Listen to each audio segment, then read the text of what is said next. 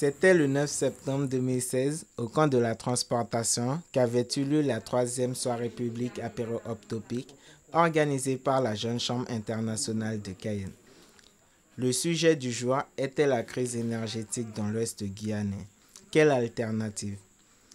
Parmi les invités, on comptera le collectif citoyen des Iguanes, des entreprises telles que Voltalia Guyane, la Sahara, ainsi que des institutions telles que la CTG et la CCOG.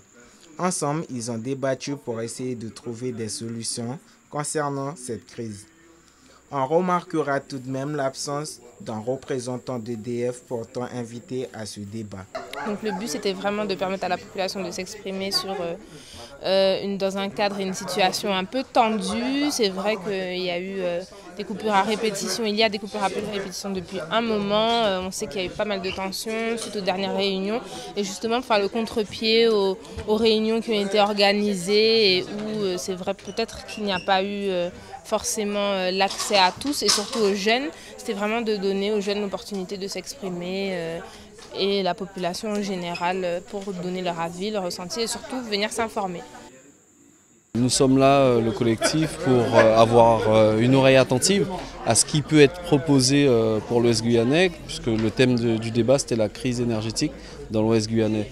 Donc on s'attendait à rencontrer des professionnels, il y en a eu, chacun a prêché pour sa paroisse, chacun a proposé des solutions alternatives. On ressort avec certains éléments qui nous permettront de faire avancer les débats à venir. Nous pensons qu'il est possible de réaliser, de répondre aux nouveaux besoins en énergie par des solutions en énergie renouvelable faible impact.